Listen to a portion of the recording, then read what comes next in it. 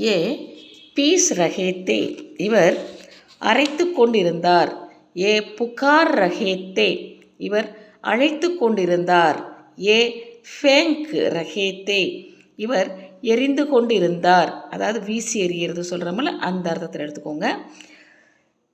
ஏ பச் ரஹேத்தே, இவர் தப்பித்து கொண்டிருந்தார். ஏ பச்சா ரஹேத்தே, இவர் காப்பாற்றி கொண்டிருந்தார். ஏ பதா ரஹேத்தே, இவர் சொல்லிக் கொண்டிருந்தார். ஏ பனா ரஹேத்தே, இவர் உருவாக்கி கொண்டிருந்தார். ஏ பேச் ரஹேத்தே, இவர் விற்று கொண்டிருந்தார். ஏ போல் ரஹேத்தே, இவர் பேசிக்கொண்டிருந்தார். ஏ பாக் ரஹேத்தே, இவர் ஓடிக்கொண்டிருந்தார். ஏ பேஜ் ரஹேத்தே, இவர் அனுப்பி கொண்டிருந்தார். இதை சென்டென்ஸ் மேக் பண்ணி